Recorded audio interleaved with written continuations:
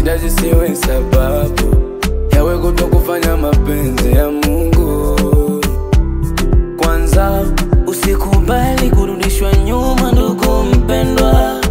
Usiwatazame hao, ni wanadamu tu. Siri ya mafanikio ni kumsikiliza Mungu, maana kwake kuna baraka tele tele.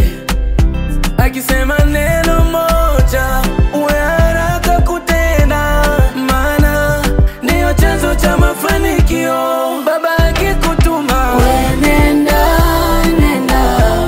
Oh, nenda. We nenda, nenda. Baba akikutuma we nenda, nenda. Nenda, nenda. We nenda, nenda.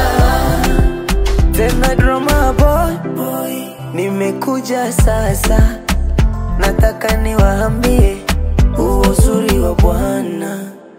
Bwana ndiye ajuaye watumishi wake. Akikutuma nenda, usiende kishingo upande.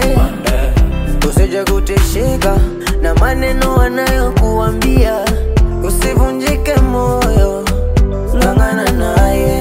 Wana tabia ya kusema mengi eti utofanikiwa, ili kusudi lako na Baba walipoteze. Tambua siri ya mafanikio ni kumsikiliza Mungu, maana kwake kuna baraka tele tele. Akisema neno moja uwe haraka kutenda, maana yeye ndiyo chanzo cha mafanikio.